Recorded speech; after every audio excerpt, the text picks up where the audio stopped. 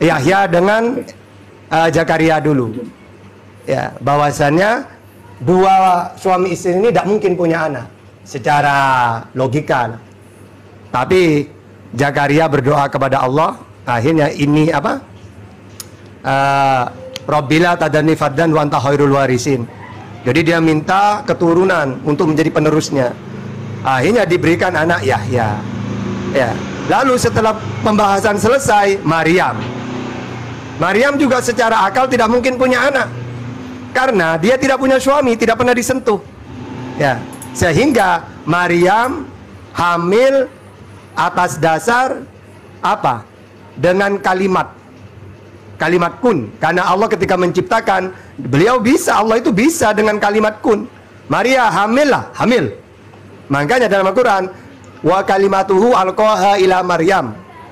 Jadi Maryam itu hamil bukan melalui hubungan suami istri, tapi langsung Allah ciptakan dengan kalimat kun.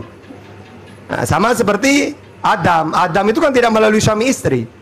Makanya dalam Al-Quran, idza aradallahu syai'an ayyakul lahu kun fayakun. Ya.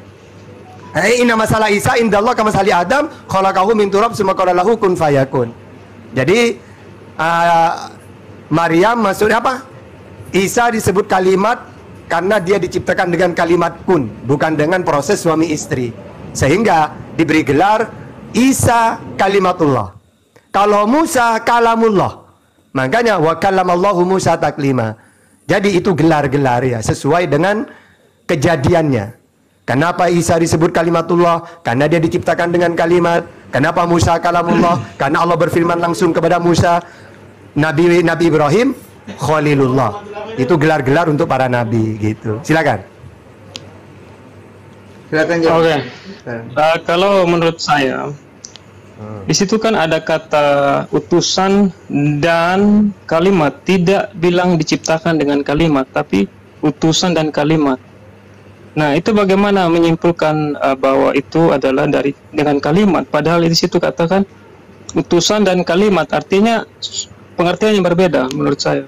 Makanya seperti itu. Coba maksudnya gini loh, di ayat itu Allah menjelaskan, ingat ya wahai manusia, jangan kamu mentuhankan Isa, dia itu utusannya Allah sama seperti nabi-nabi yang lain. Dan oleh kalimat maksudnya apa? Yang aku ciptakan dengan kalimat, baca tafsir Jalalainnya. Makanya maksudnya utusan di situ, dia memang sama seperti nabi-nabi yang lain. Coba yang disebut utusan itu apa? Dalam Islam, manusia yang diberi firman untuk menyampaikan firman. Kalau dalam Bible, Yohanes 3:34, barang siapa yang diutus oleh Allah, maka tugasnya penyampaian firman Allah. Itulah makna utusan. Disebut kalimat biar orang tidak salah paham. Loh, Isa ini kok bisa ya Maryam ini melahirkan tanpa suami? Akhirnya dibantah oleh Allah. Loh, kenapa tidak bisa? Karena aku ciptakan dengan kalimat. Wa kalimatuhu alqaha ila Maryam. Nah, gitu maksudnya. Makanya kalau sampean baca nanya Al-Quran, enak ke saya. Karena saya per kalimat, per titik, tafsir semuanya insya Allah sudah saya tahu itu ya. Silakan. Tapi menurut saya seharusnya itu Al-Quran tidak perlu menulis kalimat kalau memang itu dari kalimat Allah. Seperti itu seharusnya harus konsisten dong dengan Muhammad. Kalau memang Muhammad juga diciptakan dengan kalimat, harus ada tertulis kalimat juga kepada Muhammad. Sedangkan yang ditulis itu cuma Isa. Artinya ada sesuatu yang berbeda dengan ciptaan yang lain. Oke. Memang beda, Nabi Muhammad lahir dari seorang wanita. Ya, Aminah dengan Abdullah. Sehingga ya tidak disebut kalimat. Nah, kenapa Isa disebut kalimat? Karena Allah ciptakan dengan kalimat kun. Gitu loh. Karena Allah kalau menciptakan dengan kalimat, misalnya dalam perjanjian lama, berfirmanlah Tuhan, jadilah cakrawala. Nah, maka jadi cakrawala. Dengan kalimat kan, dengan firman kan? Gitu. Ya kan? Seharusnya sih menurut saya tidak perlu tulis kalimat, Pak. Kalau memang, karena semua ciptaan kan diciptakan dengan kalimat. Nah, kenapa khusus di Isa ini ditulis kalimat? Artinya ada suatu perbedaan yang mencolok gitu, Pak. Iya, perbedaannya ketika membahas tentang Nabi Muhammad, Nabi Musa, bukan dengan kalimat. Karena memang ada orang tuanya. Tapi ketika membahas tentang Nabi Isa dengan Adam, Inna masalah Isa, ya, sesungguhnya perumpamaan pemisalan Isa kamasali Adam, sebagaimana Adam, ya, kamasali Adam khalaqahu min turab. Jadi maksudnya apa? Isa dengan Adam tanpa melalui orang tua. Itu loh. Ya. Nah, kenapa kok cuma Isa dengan Adam? Ya karena memang tidak punya ayah. Itu. Tidak punya ibu Adam itu. Nah, makanya Allah itu menciptakan manusia dengan 4 cara. Kalau Adam tanpa ayah dan ibu, kalau Hawa tanpa ibu, kalau Isa tanpa ayah, kalau Tahta dari ayah dan ibu. Walina ja'alahu ayatan linnas. Menandakan bahwa Allah itu kuasa menciptakan manusia, ada yang dari ayah dan ibu, ada yang tanpa ayah, ada yang tanpa ibu, bahkan ada yang tanpa ayah dan ibu. Apa tujuannya? Walina ja'alahu ayatan linnas. Allah menunjukkan kekuasaannya. Gitu. Wah, ini ada Gurunda. Assalamualaikum warahmatullahi wabarakatuh, Gurunda. Waalaikumsalam warahmatullahi wabarakatuh. Sehat, Gurunda? Alhamdulillah sehat. Ayo lanjut lagi. Ya, Dinda, lanjut. Saya nyimak dulu sebentar. Silakan. Seharusnya menurut saya ayat itu tidak perlu ditambahkan dengan kalimat. Soalnya di ayat itu kan jelas-jelas bahwa utusan dan kalimat. Artinya Isa itu adalah kalimat Allah, bukan dijadikan dengan kalimat, tapi dia adalah kalimat Allah dan utusan Allah. Itu jelas-jelas ayatnya seperti itu. Tapi kalau ditambahkan bahwa dia diciptakan dengan firman Allah, akan beda tafsirannya gitu. Gini Bang, kalau sampean mengatakan seharusnya tidak ada kalimat loh, maka nanti hal-hal yang ditanyakan oleh orang-orang salah paham orang itu. Kan orang bertanya, kok bisa ya? Ini tidak pernah disentuh laki-laki, tidak punya suami, kok punya anak? Nah, ini teka-teki kan? Gimana ini? Makanya oleh Al-Quran itu dijelaskan, kalian jangan heran kalau aku menciptakan Isa tanpa ayah, itu jangan heran. Terus bagaimana kamu menciptakan? Misalnya, wahai Tuhan, ya dengan kalimat kun, gitu. Nah, justru kalau tidak ada kalimat, maka tidak ada jawaban nantinya. Bagaimana kalau ditanya sama orang-orang, loh gimana ya, seorang perempuan tidak punya suami, tidak pernah disentuh, kok punya anak, gimana? Nah, kalau nanya ke Islam enak loh. Kenapa? Kan dijelaskan dalam Al-Quran. Allah menciptakan Nabi Isa dengan kalimat. Wa kalimatuhu alqaha ila Maryam. Makanya dijelaskan bahwa Isa utusannya Allah, seorang nabi, ya, dan kalimat yang di apa? Wa kalimatuhu alqaha ila Maryam. Dia ciptakan dengan kalimat kun, gitu loh. Nah, dengan keterangan Al-Quran ini, maka semuanya sudah terjawab. Gitu Bang, ya. Silakan. Bang Juma, nambahin Bang Juma, tolong Bang, sekalian Bang. Oke, baik. Bismillahirrahmanirrahim. Assalamualaikum warahmatullahi wabarakatuh. Sebenarnya udah cukup dari Dinda Tahta ya. Cuman perlu digarisbawahi dulu supaya dipahami oleh teman kita itu. Apa kalimat itu dalam bahasa Arab, kan itu dulu. Kalimat itu apa? Kalimat itu apa gitu. Jangan sampai tidak dipahami dulu ini kalimat ini.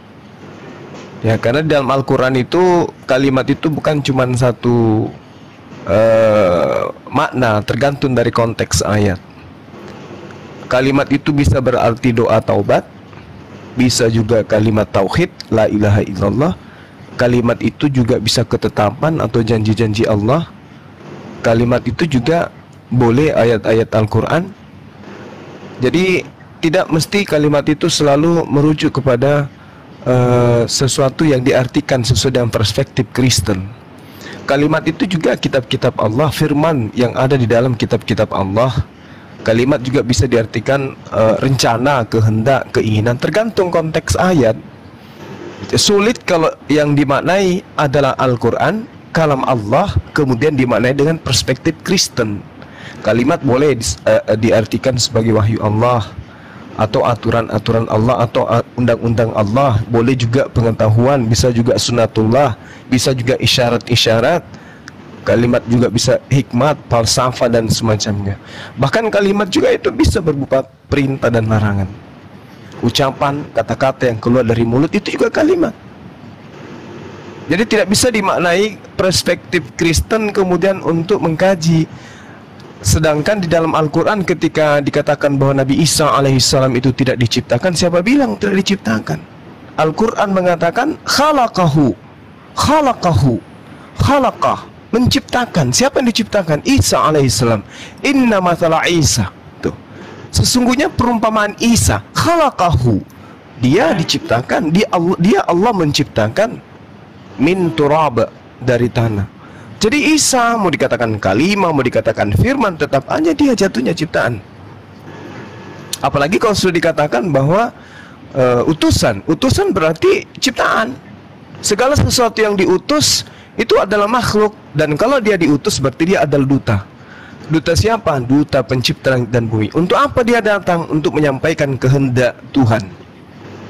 Jadi kalimat itu harus dipahami konteksnya. Kalau di Al-Quran diterangkan misalnya di dalam surah An-Nisa ya, kalau nggak salah yang dibahas. Bismillahirrahmanirrahim. Ya ahlal kitab la taghlu fi dinikum wa la taqulu 'ala Allah illal haqq. Itu perintah, wahai ahli kitab dan pengikut-pengikutnya, itu dimaknai seperti itu. Janganlah kamu melampaui batas dalam agamamu. Ini perintah. Jangan la taghlu fi dinikum.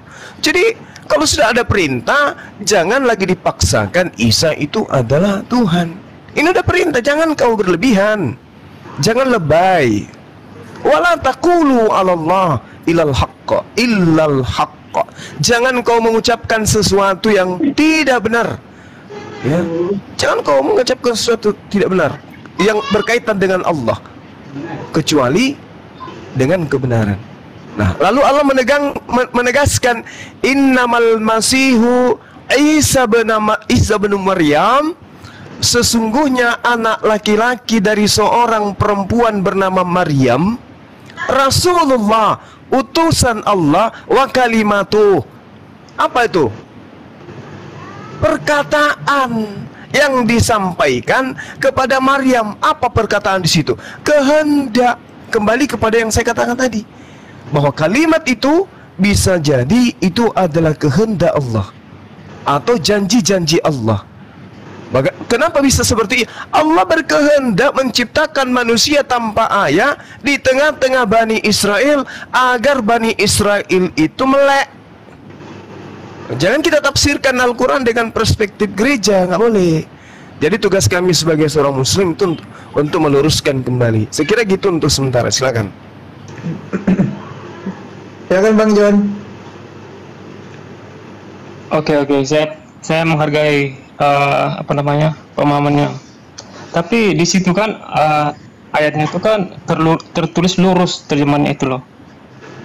Utusan dan kalimat, artinya tidak ada tambahan kata lain lagi di situ soalnya. Dia dijadikan dengan firman Allah, bukan, tapi adalah utusan dan kalimat Allah. Jadi disamakan gitu. Bukan dijadikan dengan firman, tapi dia adalah kalimat Allah gitu. Iya, baik. Seperti itu. Oke, kalimat saya udah katakan, kita pahami konteksnya. Mendalami konteks dari ayat, saudaraku. Ya ahlal kitab, ini kan sudah larangan ini. Saudara mempertanyakan ini karena masih membawa narasi-narasi iman Kristen. Kalimat itu firman di situ, kalimat di sini Anda ingin memaknai bahwa kalimat itu adalah Allah itu sendiri. Padahal yang dikatakan kalimat adalah sesuatu yang terlontar dari mulut. Itu kalimat tuh. Jadi Allah itu memiliki sifat di mana Allah sifat itu kemampuan yang dimiliki mampu berkata. Kemampuan yang mampu berkata yang dimiliki oleh Allah untuk disifatkan kepada manusia disebut mulut, agar manusia itu mengerti. Alat yang digunakan untuk berbicara menurut pengetahuan standar keilmuan manusia adalah mulut. Makanya kalau kita belajar di dalam ilmu kristologi, kita menemukan ada ratusan ayat, ratusan dalil di dalam kitabnya orang Yahudi yang terjemahannya Septuaginta masuk ke dalam bahasa kita Indonesia, di mana Tuhan pencipta langit dan bumi dinarasikan dengan jelas memiliki mulut. Dari mana kalimat ini? Berasal dari sumber. Sumber yang dimaksud di sini adalah mesin pencetak kalimah. Itulah yang disebut kalam. Sifat yang melekat pada diri Tuhan itu ada yang disebut kalam. Kalam inilah yang kemudian melontarkan kalimah. Kalimah ini adalah sesuatu yang keluar dari mulut. Sesuatu yang keluar dari mulut bukanlah yang mempunyai mulut. Contoh misalnya, Anda mengeluarkan kata dari mulut Anda, sayur. Apakah Anda adalah sayur? Bukan. Tetapi sayur itu keluar dari Anda. Betul. Tapi Anda bukanlah sayur. Sesederhana itu. Jadi kalau ketika dikatakan Rasulullah wa kalimatu, artinya utusan Allah dan kalimat. Artinya apa? Perkataan. Maknanya apa? Firman. Firman apa? Ketetapan. Ketetapan apa? Allah mau supaya Anda tahu bahwa pencipta langit dan bumi menginginkan satu keadaan di mana Dia mampu menciptakan manusia tanpa seorang ayah. Dan itulah yang disebut Nabi Isa alaihissalam di dalam ajaran agama Islam. Makanya perintahnya jangan kau berlebihan. Nah, kemudian saudaraku, terima kasih Anda bertanya tentang ini. Apa yang diterangkan oleh Al-Quran surah An-Nisa ayat 171 ini? Alqaha ila Maryam. Maksudnya apa itu? Sesuatu yang disampaikan kepada siapa? Maryam. Tengok kitab saudara. Di situ sangat jelas dikatakan di Lukas 1 bagaimana kemudian perkataan malaikat itu datang perkataan Allah itu datang kepada Gabriel. Gabriel kemudian mengantarkan perkataan itu kepada Maria. Nah, sehingga Al-Quran melontarkan pernyataan yang kami tidak menyamakan, tetapi alhamdulillah di dalam Al-Quran itu diterangkan seperti itu. Alqaha ila Maryam wa ruh minhu fa'aminu billah wa rasulih. Itu jelas itu. Yang disampaikannya kepada Maryam dan roh darinya. Coba. Jadi tidak ada masalah, tidak ada problem di internal Islam terkait Nabi Isa alaihissalam. Problem ada di Anda. Kenapa? Anda tidak bisa membedakan antara mulut dengan perkataan. Nah, itu berat itu. Semalam juga saya debat hampir 6 jam membahas tentang Tuhan pencipta langit dan bumi ini memiliki mulut, Yesus ini mulut atau Yesus ini firman. Dan alhamdulillah endingnya teman debat kita itu mau teriak katanya kepala saya mau pecah, pusing katanya. Ya, silakan ditanggapi. Iya, silakan Bang Jon. Dinda Tahta, silakan Dinda dilanjutkan. Ya, Bang Katores dari Kristen apa Islam Bang Katores? Saya Muslim. Oh, Muslim. Ya udah Bang Jon dulu. Nanti ditukar ya Bang Katores ya. Silakan Bang Jon. Oke. Tadi kan kata Bang Zuma kan nggak melebih-lebihi daripada yang tertulis. Nah, saya kan menjelaskan dengan apa yang tertulis. Ya jelas di situ ditulis adalah Isa adalah utusan dan kalimat Allah. Saya nggak lebih dari itu. Nah, kalau Bang Zuma menafsirkannya lebih daripada itu. Saya cuma di situ aja, stuck di situ aja, nggak lebih dari itu. Jadi saya yang salah atau Bang Zuma yang menafsirnya lebih dari itu? Baik saudaraku, jadi gini, tadi di awal saya sudah mendahului dengan pengantar kalimat yang mungkin memang agak sulit saudara pahami gitu ya. Kalau hanya berdasarkan kalimat saudaraku, Al-Quran menjelaskan begini, bismillahirrahmanirrahim. Fatalaqa Adamu min rabbihi kalimat. Ada kata kalimat. Fataba alaih innahu huwat tawwabur rahim. Kemudian Adam menerima beberapa kalimat. Tuh kalimat tuh. Jadi kalau kalimat itu adalah Tuhan, berarti Adam menerima beberapa Tuhan gitu maksudnya. Beberapa Tuhan dari Tuhannya. Mir rabbihi kalimatim fataba alaih. Kalau saudara memaknai, oh saya tidak menambahkan, saya dari kata Allah langsung kalimah, enggak masalah. Makanya Al-Quran itu sesuatu yang diturunkan oleh Allah sebagai pembimbing. Oleh karenanya kita nggak bisa memaknai satu kata, tapi harus melihat konteks. Di ayat lain Allah Subhanahu wa taala juga mengatakan begini. Qul ya ahlal kitab ta'alu ila kalimatin sawa. Kalimat. Katakan kepada mereka, wahai Nabi Muhammad, wahai ahli kitab, marilah kita menuju kepada satu kalimat. Kalimat apa yang dimaksud dalam ayat ini? Pegangan. Sebuah pegangan, sebuah petunjuk yang harus kemudian dipegang teguh secara bersama-sama. Apa itu? Alla na'budu illallah wa la nusyrika bihi syai'a. Kita, wahai ahli kitab, Islam dan ahli kitab, mari kita tidak menyembah selain daripada Allah, dan mari kita tidak mempersekutukannya dengan sesuatu apapun. Itu kalimat itu. Jadi kalimat di sini nilainya bergeser. Yang tadinya perkataan menjadi ketetapan, menjadi pegangan. Ada juga di ayat lain dikatakan gini. Bismillahirrahmanirrahim. Walaqad kuzzibat rusulum min qablika fasabaru ala ma kuzzibu wa uzu hatta atahum nasruna wala mubaddila likalimatillah. Muncul lagi kata kalimah. Muncul lagi kata kalimah di sini. Apakah kemudian pemahaman-pemahaman yang dibawa dari gereja tentang firman itu harus dipadukan? Ini tidak bisa. Wala mubaddila li kalimatillah.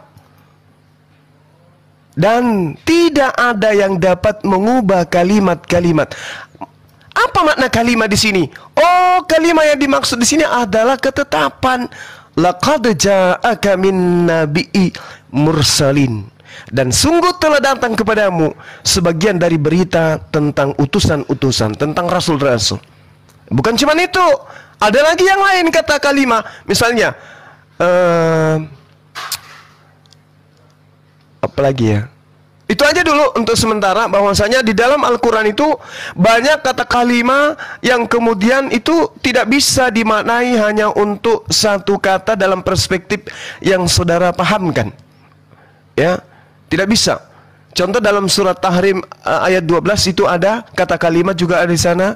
As-Saf juga ayat 6 ada kalimat di sana. Kemudian mana lagi? At-Taubah ayat 40 juga ada. Banyak kata kalimat bertebaran di Al-Quran, dan kalimat itu tidak bisa dimaknai sebagai hakikat pencipta. Jadi saudara harus membedakan antara kalimah dan kalam. Kalau kalam itu adalah sifat, kalau kalimah itu adalah hal yang didatangkan oleh sifat tadi. Seperti kalau saya menganalogikan gini, 30 detik ya. Di dalam kitab saudara, Yesaya 55 nomor 11. Demikianlah firmanku. Apa maknanya di sini? Demikianlah perkataanku.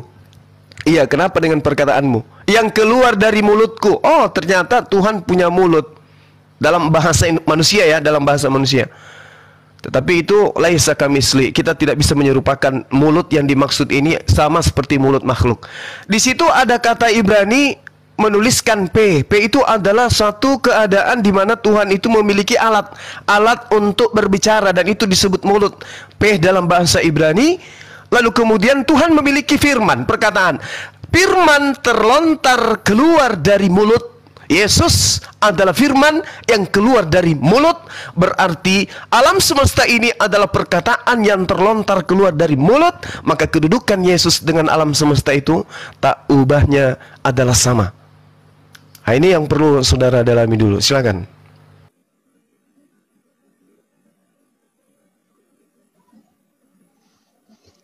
Oke deh, saya menghargai pemahaman Bang Suma. Menurut saya Muslim yang lain mungkin punya pemahaman yang lain ya, mungkin menurut saya. Sehingga banyak yang mualaf ya, mungkin ya, untuk menaik kata itu. Nah, saya pindah ke yang lain aja. Kalau di surat Isa itu ada juga berkata bahwa Isa itu dimuliakan. Nah, apa perbedaan antara Isa dan Muhammad? Nah, yang saya lihat di sini Muhammad yang lebih dipuji-puji, sedangkan Isa kurang. Yang saya lihat dari saudara-saudara Muslim. Padahal dia yang dipuji dan dimuliakan. Seperti itu yang saya baca. Baik, sebelum Dinda Tahta, jadi gini saudaraku, Nabi Isa alaihi salam itu dimuliakan. Seluruh nabi di Islam itu dimuliakan. Kami di Islam ini wajib hukumnya memuliakan para nabi. Tetapi kemuliaan yang dimiliki oleh para nabi ini itu tidak terlepas karena mereka itu adalah seorang muslim. Muslim artinya orang yang berserah diri kepada titah yang diberikan oleh Tuhan yang mereka harus hantarkan kepada umatnya masing-masing. Nah, perbedaan yang dimiliki oleh Nabi Isa alaihissalam dengan baginda Rasulullah Muhammad sallallahu alaihi wasallam, Nabi Isa alaihissalam itu diutus hanya kepada Bani Israel. Sekali lagi tolong ini ada dua. Yang pertama tadi kalimah, yang kedua adalah tentang utusan. Jadi muara daripada pengutusan mereka ini kepada siapa? Jadi Nabi Isa alaihissalam jelas sekali diterangkan di dalam Al-Quran, wa isqalallahu ya Isa bin Maryam a anta qulta linnas. Manusia yang dimaksud di sini adalah Bani Israel. Maka Nabi Isa alaihissalam dalam ayat yang saya gunakan tadi itu diutus hanya kepada Bani Israel saja. Tidak ada kemudian Nabi Isa alaihissalam itu diutus kepada Bani yang lain.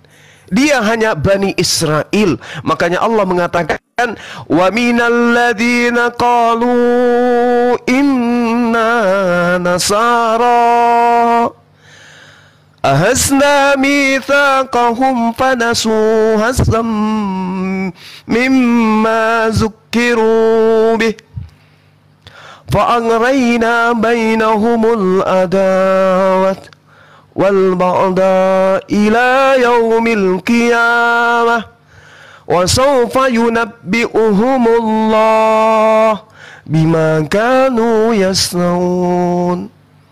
Jadi orang-orang yang kemudian mengatasnamakan diri mereka itu pengikut Nabi Isa alaihissalam itu disebut Bani Israel. Allah mengambil perjanjian kepada mereka Bani Israel. Allah mengambil janji itu, tapi mereka melanggar sehingga muncul permusuhan. Ini Al-Quran yang mengatakan muncul permusuhan dan kebencian di antara mereka sampai hari kiamat. Apa pembuktian ini? Kalau Al-Quran ini bukan kalimat Allah, bukan kalimat ilahi, bukan kalimat yang datang dari langit, bagaimana mungkin seorang jahiliyah, maksud saya seorang yang lahir di masa jahiliyah mampu menguraikan kebenaran yang sudah 2000 tahun tidak pernah luntur sedikit pun? Apa itu? Antara orang Yahudi dan orang Kristen itu bermusuhan dan saling membenci terhadap kaidah-kaidah agama. Keren kan? Subhanallah. Dari mana seorang Nabi Muhammad SAW bisa tahu ada oknum Yahudi namanya dan yang lain namanya Kristen? Yang Yahudi tidak mengakui Yesus, yang Kristen mengakui Yesus. Mereka selisih tentang oknum ini. Ini yang diterangkan. Belum lagi di internal Kristen, ribut antara satu dengan yang lain tentang Yesus. Ada yang mengatakan Tuhan, ada yang mengatakan Rasul, ada yang mengatakan Tritunggal, ada yang mengatakan Oneness, Yesus only, dan seterusnya. Al-Quran keliru enggak? Tidak. Keren. Nah, untuk itulah kemudian pembeda kemuliaan ini dikarenakan karena Rasulullah Muhammad SAW itu mengemban amanah untuk seluruh umat manusia. Bil bayyinati was subur wa anzalna ilaika dzikr litubayyina linnas. Finalnya di situ. Rasulullah Muhammad SAW diutus untuk seluruh umat manusia. Dulu Bung, andai kita hidup pada masa Nabi Musa alaihissalam, Allah datang kepada Nabi Musa, tapi untuk kaumnya saja, kita jadi penonton. Kita nggak dikasih tuntunan. Allah tidak berkenan kepada bangsa-bangsa lain, hanya berlaku kepada bangsa Israel saja. Dan kita dianggap bukan umat, kita dianggap goyim. Sedih kan? Tapi nggak apa-apa, karena kita hidup di zaman patrah, zaman di mana tidak ada utusan untuk kita. Lalu kemudian datang Nabi Isa alaihissalam, aku diutus hanya kepada domba-domba. Domba itu artinya Bani Yakob. Kita bukan Bani Yakob, kita bukan domba. Maka Nabi Isa datang hanya untuk Bani Israel lagi-lagi. Kenapa kemudian Nabi Isa mengatakan akan datang kepadaku seorang penolong, akan datang setelahku seorang penghibur? Kenapa? Karena memang dia penghibur. Kenapa dikatakan dia penghibur? Karena kedatangannya sebagai utusan Tuhan bukan untuk satu kaum saja, tapi untuk seluruh umat manusia. Makanya seruannya kemudian, ya ayyuhan nas, wahai seluruh anak keturunan Adam, wahai seluruh umat manusia. Kalau Yesus, ya Bani Israel, itu Yesus tuh. Nabi Isa tuh seruannya hanya kepada Bani Israel. Shema Israel Adonai Eloheinu Adonai Ehad. Cuman Israel aja. Tidak ada ya Bani Adam. Tidak ada. Cuma Israel yang disuruh oleh Yesus. Nah, itulah kemuliaan yang dimiliki oleh baginda Rasulullah Muhammad SAW. Sehingga disebutkan litubayyina linnasi, untuk seluruh umat manusia. Kalau saudaraku merasa manusia, maka kedatangan beliau untuk Anda. Ya, kecuali kalau Anda mengatakan Anda domba dan itu domba betulan, ya berarti bukan untuk Anda. Sekira gitu saudaraku. Itu masih banyak yang bisa saya jelaskan karena ada adik saya sebagai guru saya di sini. Saya gak enak aja nanti saya ditegur lagi. Silakan. Dinda Tahta dan saudaraku Ardiansa, mereka punya potensi yang sangat luar biasa tentang Al-Quran. Saya ini cuma kroco. Lanjut. Ya, saya sedikit ya. Jadi di dalam Islam itu kita harus menghormati, memuliakan semua para nabi. Ini ada di surat Al-Baqarah 136. Qulu amanna billahi wa ma unzila ilaina wa ma unzila ila Ibrahima wa Ismaila wa Isa wa Yaqub wa lasbati wa ma utiya Musa wa Isa wa ma utiya nabiyyuna min rabbihim la nufarriqu baina ahadin minhum wa nahnu lahu muslimun. Katakanlah hai orang-orang mukmin, kami beriman kepada Allah dan apa yang diturunkan kepada kami dan apa yang diturunkan kepada Ibrahim, Ismail, Isa, Yakub dan anak cucunya, dan apa yang diberikan kepada Musa dan Isa, serta apa yang diberikan kepada nabi-nabi dari Tuhannya. Kami tidak membeda-bedakan seorang pun di antara mereka. Nah, wa nahnu lahu muslimun. Nah, yang mana semua para nabi itu yang muslim. Nah, ayat ini menjelaskan bahwa semua umat Islam memuliakan semua para nabi. Karena para nabi itu dimuliakan, maka di dalam surat As-Saffat ya, ayat 181, maka diperintahkan untuk berselawat kepada semua para nabi. Wa salamun alal mursalin. Karena di ayat yang tadi, di surat yang tadi kita disuruh muliakan, tidak membeda-bedakan para nabi, maka di As-Saffat ini kami diperintah untuk bersolawat. Wassalamun ala mursalin. Dan kesejahteraan kepada semua para nabi. Kita wajib mengucapkan itu. Makanya Isa alaihi salam, baginya keselamatan. Ya, kesejahteraan gitu ya. Atau Musa alaihi salam. Nah, terus kenapa solawatnya Nabi Muhammad yang lebih beda sendiri? Nah iyalah, karena Nabi Muhammad memang beda. Kalau nabi-nabi yang lain diutus untuk satu kaum, Nabi Muhammad wa ma arsalnaka illa rahmatan lil alamin, diutus untuk seluruh alam, rahmat bagi seluruh alam. Atau di ayat yang lain, tabarakalladzi nazalal furqan ala abdihi liyakuna lil alamin nadhira, untuk seluruh alam. Sehingga selawatnya Allahumma sholli ala sayyidina Muhammad. Kalau yang lain alaihi salam. Sama-sama selawat itu. Ya, jadi jelas di sini kami tidak membeda-bedakan ya tentang para nabi gitu. Moga yang lain, silakan. Maaf ya, Gurunda, silakan. Silakan. Mantap sekali adikku ini. Lanjut. Ya Bang Jan. Oke, boleh saya tanggapi? Iya, silakan. Oke, di Al-Quran juga menulis bahwa Isa terkemuka di akhirat, di dunia dan akhirat. Artinya Isa itu bukan sekedar buat Bani Israel, tapi buat seluruh dunia. Nah, itu bagaimana menafsirkannya? Kalau saya sedikit, silakan. Ya.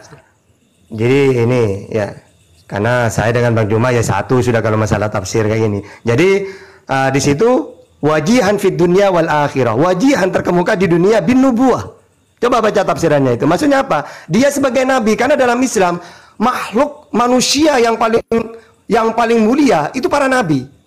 Makanya Nabi Isa dalam Al-Quran itu walaupun oleh orang Israel itu dihina-hina, tapi oleh Allah dia dimuliakan. Apa? Dia terkemuka dengan kenabian. Memang di zamannya Isa, di zamannya Yesus, ya Yesus terkemuka di dunia. Di zamannya Musa, ya Musa yang terkemuka karena di saatnya Musa, Musa nabinya. Di zamannya Isa, Isa nabi. Makanya wajihan fid dunya, terkemuka di dunia karena dia seorang nabi. Wal akhirah, di akhirat terkemuka apa? Dia bisa memberi syafaat kepada umatnya. Siapa umatnya? Wa rasulan ila bani Israel. Dia diutus untuk Israel. Barang siapa yang beriman kepada dia sebagai utusannya Allah, mengakui dia utusannya Allah untuk Israel, maka nanti orang seperti ini akan mendapat syafaat dari Nabi Isa. Bukan cuma Isa, semua para nabi bisa memberi syafaat kepada umatnya masing-masing. Jadi dalam Al-Quran, wajihan fid dunya wal akhirah, harus tahu dia terkemuka di dunia karena dia waktu di dunia seorang nabi. Nanti di akhirat dia terkemuka, maksudnya apa? Dia bisa memberi syafaat kepada umatnya yang percaya kepada dia sebagai utusannya Allah. Gitu. Nah ini bukan nambah-nambah. Memang Al-Quran itu ada tafsir. Ya, saya pakai tafsir yang paling kecil, paling mudah. Apa itu? Jalalain. Baca. Yang dimaksud wajihan fid dunya apa? Bin nubuwah, kenabian. Wabil akhirah apa tafsirannya? Yaitu beri syafaat kepada umatnya. Siapa umatnya? Wa rasulan ila bani Israel. Israel. Kalau Nabi Muhammad bisa beri syafaat kepada siapa? Alamina nadhira, seluruh alam. Gitu ya. Oke, silakan Gurunda kalau mau lanjut. Iya, sekiranya cukup itu ya. Kata terkemuka itu ya. Karena ayatnya gini. Ayatnya itu kan jelas tuh. Bismillahirrahmanirrahim. Isqalatil malaikatu ya Maryamu innallaha yubashshiruki bikalimatin min. Siapa namanya? Al-Masih Isa bin Maryam wajihan fid dunya wal akhirah wa minal muqarrabin. Nah, ini yang perlu diperhatikan di sini adalah wa minal muqarrabin. Seorang terkemuka di dunia dan di akhirat. Dan termasuk orang-orang. Nah, ini banyak orang nih. Di situ kata jamak jelas. Ya. Orang-orang yang didekatkan oleh Allah itu banyak, didekatkan kepada Allah itu banyak, bukan cuman satu orang. Makanya termasuk Isa. Jadi dia terkemuka dan termasuk orang-orang yang dimasukkan ke dalam golongan manusia yang didekatkan kepada Allah. Nah, itulah hebatnya Nabi Isa ini. Tapi yang aneh kemudian adalah umat Islamnya. Kok aneh umat Islam itu? Menurut Bang Suma kok bisa aneh? Oh iya aneh. Apa? Kenapa dibilang aneh? Al-Qur'annya mengatakan, kitab sucinya yang mengatakan, Isqalatil malaikatu ya Maryamu innallah yubashshiruki bikalimatin minhu ismuhus Masihu Isa bin Maryam wajihan fid dunya wal akhirah wa minal muqarrabin. Ada diutus oleh Allah, diberikan berita gembira tentang sebuah firman dari Tuhan pencipta langit dan bumi, namanya Isa, seorang terkemuka di dunia, di akhirat. Tapi kenapa nggak dituhankan oleh umat Islam? Udah nyata-nyata di situ terkemuka. Terkemukanya bukan cuma di akhirat, bukan cuma di dunia, bahkan di akhirat. Maka muncul pernyataan-pernyataan apologit Kristen yang terkemuka di akhirat itu cuma Tuhan katanya. Yang terkemuka di dunia itu sudah pasti adalah Tuhan. Nah, inilah perlunya belajar Quran. Terkemuka di sini bisa dimaknai terkenal. Orang yang tenar. Nah, sekarang Yesus ini, Isa ini terkenal nggak? Terkenal. Kenapa dia terkemuka? Ya terkemuka karena salah satu utusan Tuhan yang dituhankan. Salah satu utusan Tuhan yang kemudian ditanyai oleh Allah. Wa isqalallahu ya Isa bin Maryam. Allah akan berkata kepada Nabi Isa, "Hai kamu, adakah kamu mengajarkan kepada orang-orang ini untuk menuhankan dirimu dan ibumu selain daripada aku, dia akan dihakimi di hadapan Tuhan. Makanya dia terkemuka, terkenal dia. Itu adalah salah satu bagian dari tafsir. Dia terkemuka. Tapi kalau dikatakan hanya karena kata wajihan, Nabi Musa juga disebut wajihan. Dia juga terkemuka, Nabi Musa itu. Bukan cuma Nabi Isa alaihissalam yang terkemuka. Kata wajihan juga dinobatkan kepada Nabi Musa alaihissalam. Jadi umat Islam tidak mempertuhankan. Kenapa? Dia manusia yang dilahirkan oleh manusia. Maka dia mau terkemuka di Pluto, terkemuka di Venus dan seterusnya. Itu tidak ada apa-apanya dibandingkan yang telah menciptakannya, yaitu Allah yang maha suci lagi maha tinggi. Makanya dikatakan, ma qultu lahum illa ma amartani bi an ya'budullah rabbi wa rabbakum wa rabbukum. Enggak ada kemudian Dinda Tahta wa rabbakum apa wa rabbukum di situ. Dinda Tahta. Ya jadi gitu ya saudaraku ya. Jelas sekali dikatakan bahwasanya Nabi Isa ketika ditanya, apakah kamu yang mengajarkan orang-orang yang datang sebelummu itu, setelahmu itu mempertuhankan dirimu? Ma qultu lahum illa ma amartani bi. Maha suci engkau subhanaka ma yakunu li an aqula ma laysa li bihaq. Maha suci engkau ya Allah, aku tidak pernah mengatakan, aku tidak pernah mengajarkan apa yang bukan hakku untuk aku ajarkan, apa yang bukan hakku untuk aku katakan. Makanya di kitab sudah dikatakan, aku tidak berkata-kata dari diriku sendiri, melainkan apa yang aku katakan adalah apa yang diperintahkan oleh Bapa untuk aku katakan dan aku sampaikan. Subhanaka ma yakunu li an aqula ma laysa li bihaqq. Yohanes 12 nomor 49. Sekira gitu sementara. Lanjut. Ya tadi saya tidak mau motong ya Bang Juma. Iya, Rabbukum. Masya Allah. Astagfirullahaladzim. Lanjut.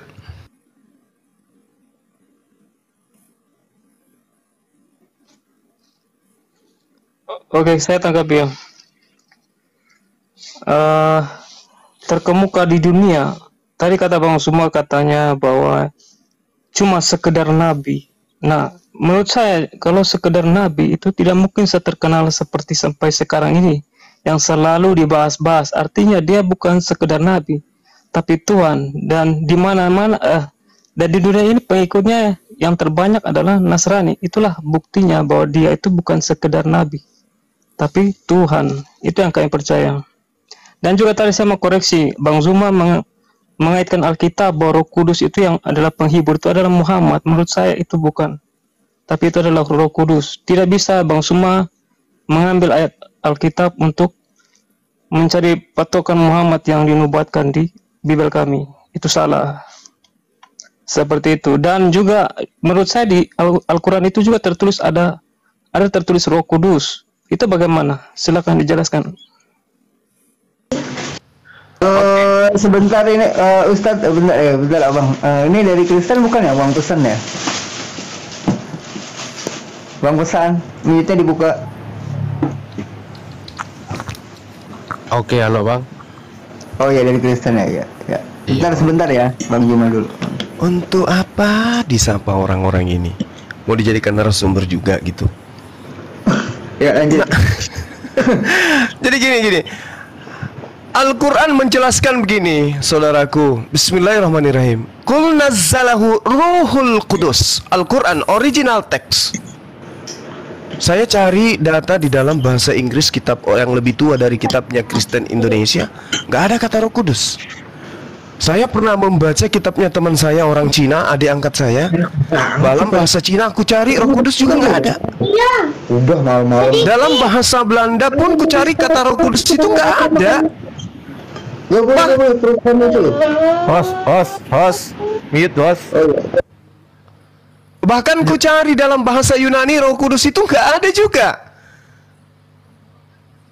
Maka muncul pertanyaan, dari mana Kristen Indonesia mengambil kata Roh Kudus ini?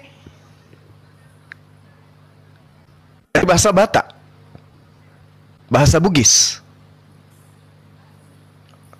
bahasa Belanda, bahasa Toraja, bahasa Jawa.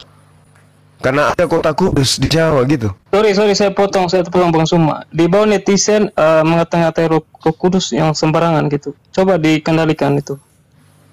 Oh, saya Padahal tanya dulu. Roh Kudus itu kan tertulis juga di Al-Quran. Seharusnya bagi Muslim nggak boleh menghina gitu loh. Oh, saya menghina ya barusan. Netizen. Apa yang saya hina dari Roh Kudus? Netizen di bawah. Gak usah peduli, Bang. Gak usah peduli. Gak usah peduli. Kalau di bawah itu ada menulis Rokmini, jangan dipeduli. Ini Al-Quran yang mengatakan Qul nazzalahu ruhul Qudus. 1400 tahun lalu Al-Quran, kata Roh Kudus sudah ada dalam Al-Quran. Berarti kalau kita ingin memahami kata Roh Kudus, kembali kepada yang empunya kitab, kembali menjelaskan Roh Kudus itu kepada yang punya kata ini. Apa sih makna dari Roh Kudus itu? Kalau mau memaknai kata Roh Kudus, maka harus berasal dari asal usul kata tersebut. Jangan kita ngambil bahasanya orang kemudian kita pakai dengan makna sembarangan. Qul nazzalahu ruhul Qudus mir rabbika bil haqq liyuthabbital ladzina amanu wa hudaw wa busyra lil muslimin. Qul, katakanlah wahai Nabi Muhammad, nazzalahu ruhul Qudus, Roh Kudus menurunkan apa? Mir rabbika bil haqq, menurunkan Al-Quran dari Tuhanmu dengan kebenaran.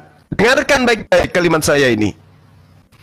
Roh Kudus itu adalah utusan Tuhan yang diutus oleh Tuhan untuk menyampaikan Al-Quran kepada baginda Rasulullah Muhammad sallallahu alaihi wasallam.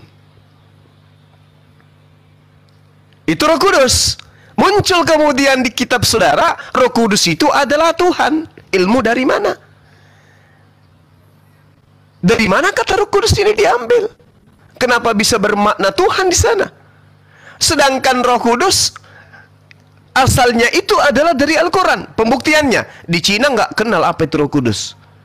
Malaysia tidak kenal. Jepang nggak kenal. Inggris, Portugis, Afrika, Belanda, nggak ada yang tahu Roh Kudus. Yang tahu Roh Kudus hanya umat Islam di negara-negara tersebut. Kalau di Indonesia, yang tahu Roh Kudus hanya Kristen Indonesia. Kristen Indonesia ini yang harus dipertanyakan. Dari mana sampean ngambil kata Roh Kudus? Harus berasal dari original teks kitab saudara.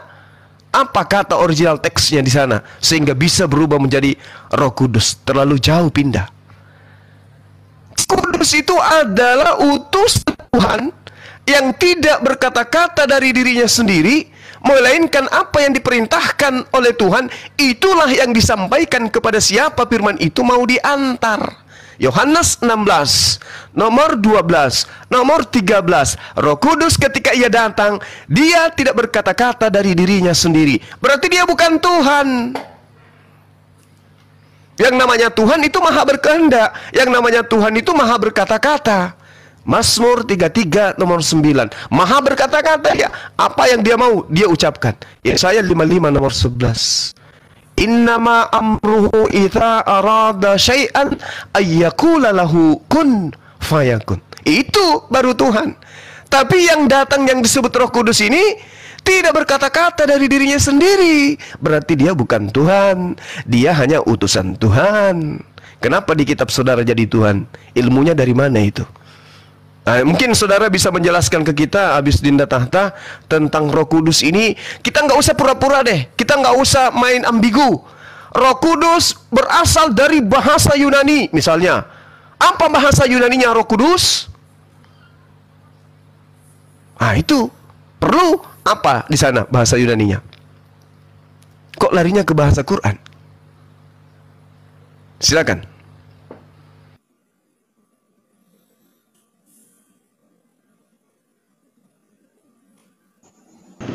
Silakan Ustaz. Nambahin bentar ya Bang Mirya. Ustaz. Oh jauh dari mana Ustaz? Nah, kalau saya nambahin ya memang kalau dalam Al-Quran Ruhul Kudus itu ya Jibril memang. Dan ini masuk akal. Karena gini, Qul nazzala ruhul kudusi. Nah, itu kan Jibril kan Ruhul Kudus di situ. Makanya orang Yahudi itu kan di dalam Al-Qur'an tidak suka ke Jibril ini. Akhirnya muncul ayat gini, "Man kana aduwwan lillahi wa malaikatihi." Atau gini, "Qul man kana aduwwan li Jibril fa innahu nazzalahu ala qalbik." Katakanlah, barang siapa yang menjadi musuh Jibril. Nah, ayat ini apa? Ini karena orang Yahudi itu tidak suka ke malaikat Jibril. Akhirnya oleh Allah dibela. Ya, Jibril dibela. Barang siapa, maksudnya apa? Tidak boleh menghina atau memusuhi Jibril gitu loh. Nah, Jibril di sini Ruhul Kudus. Makanya dalam Kristen juga gitu. Kalau menghujat Roh Kudus tidak ada ampun kan gitu ya. Berarti sama dengan Al-Qur'an. Di dalam Al-Qur'an juga orang Yahudi tidak boleh menghina Jibril, yaitu Ruhul Kudus itu. Ya. Nah, sehingga cocok Ruhul Kudus di mana Jibril cocok karena orang Kristen juga mengimani. Ya, kalau dalam Islam jangan kamu musuhi Jibril. Nah, dalam Kristen jangan kamu menghina Ruhul Kudus. Tidak bisa diampuni kan gitu. Ini berarti Quran dengan pemahaman Kristen tentang Ruhul Kudus yaitu Jibril sama. Orang Yahudi tidak suka Jibril, ya. Kalau dalam Quran Jibril ini dimusuhin oleh orang Yahudi itu, tidak suka. Makanya dibela bahwasanya Jibril itu adalah yang membawa wahyu. Jadi jangan kamu hina. Kalau dalam Kristen jangan kamu menghina Roh Kudus, tidak akan diampuni. Nah, gitu. Ya, sehingga cocok bahwa Roh Kudus itu dimanai Jibril. Gitu. Itu saja, silakan.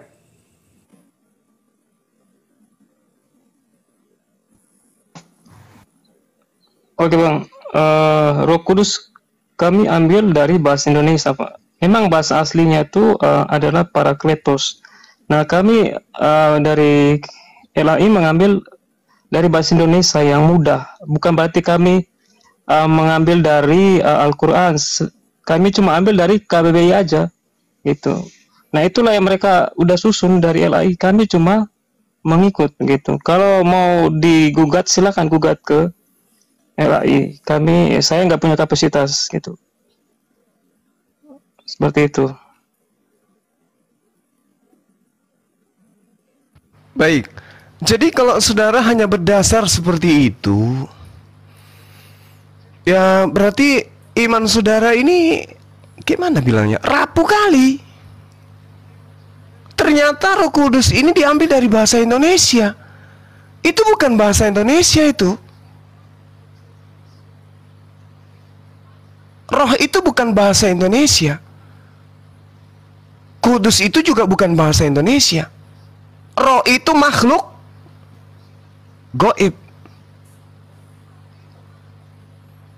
Sedangkan kudus itu suci.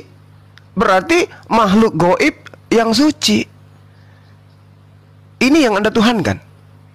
Makhluk gaib yang suci ini.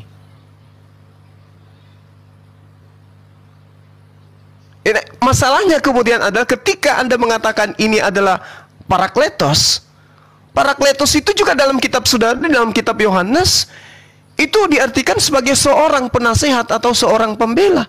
Seorang berarti manusia. Jadi entah kemana-mana perginya nanti. Tapi karena konsep iman Roh Kudus dianggap Tuhan. Padahal dalam perspektif bahasa Indonesia, Roh Kudus makhluk gaib yang suci. Kami sebut malaikat. Itu makhluk gaib yang suci. Nah, kalau di Anda itu menjadi Tuhan dari mananya? Dalam kitab saudara, Parakletos itu juga bukan Tuhan, dia seorang penasehat. Makanya dikatakan di dalam kitab saudara, ketika ia datang, dia tidak berkata-kata dari dirinya sendiri. Berarti kedudukan dia bukan Tuhan. Dia utusan Tuhan, sama seperti Yesus. Yohanes 12 nomor 49, aku tidak berkata-kata dari diriku sendiri. Apa yang aku katakan adalah apa yang diperintahkan. Berarti dia cuma kurir, penyampai firman. Nah, begitu juga Roh Kudus yang datang setelahnya dalam Yohanes 16 tidak berkata-kata dari dirinya sendiri.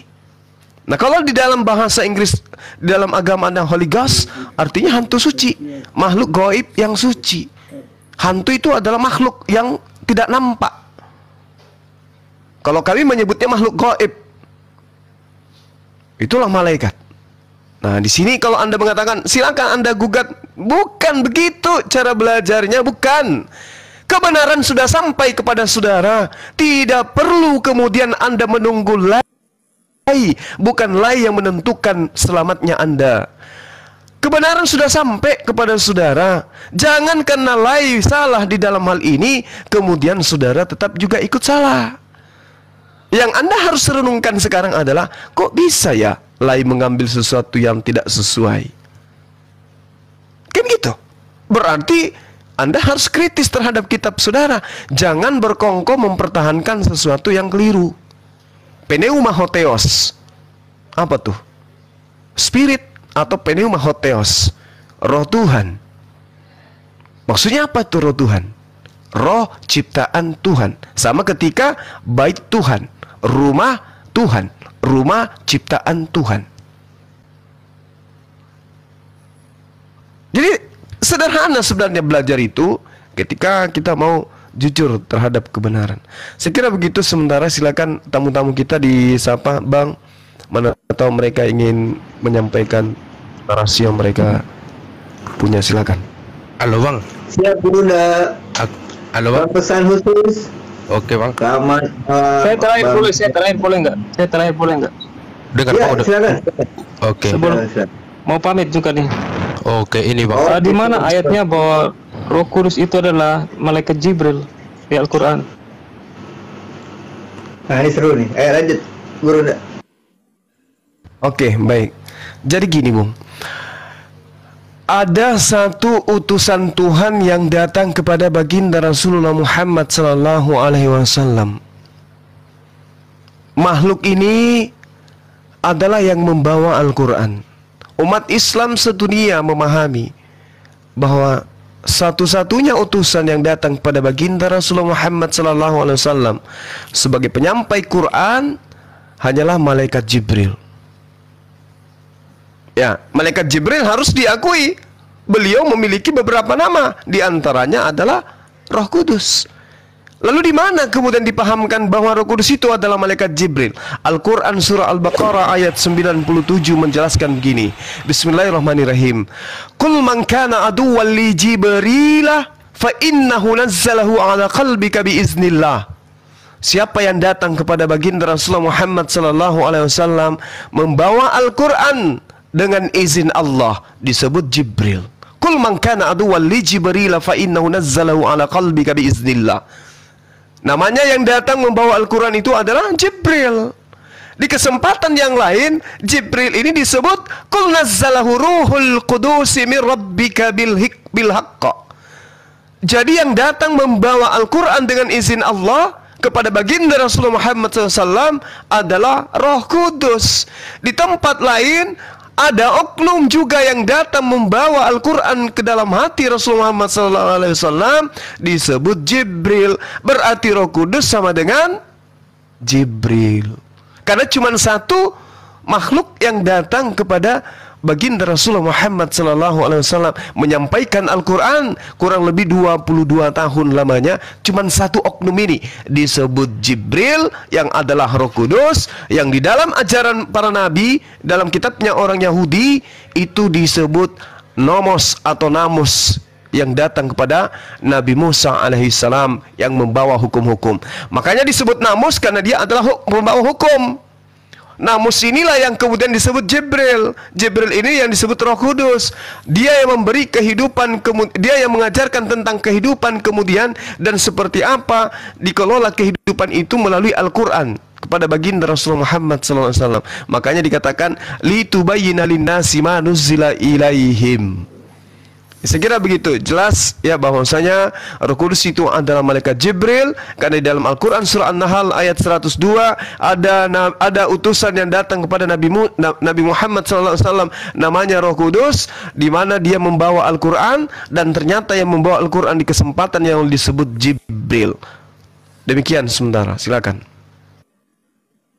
Ya, saya nambah sedikit ya. Benar kata Bang Juma bahwa Jibril itu mempunyai nama-nama banyak, bukan hanya malaikat Jibril. Kadang-kadang Allah menyebut langsung Jibril, kadang-kadang disebut Ruhul Kudus, seperti di surat tadi itu ya, An-Nahl 102 itu. Qul nazzalahu ruhul qudus min rabbika bil haq. Kita kan tahu bahwa yang menurunkan Al-Qur'an itu dari Allah, malaikat Jibril ke Nabi Muhammad. Makanya di sini qul nazzalahu ruhul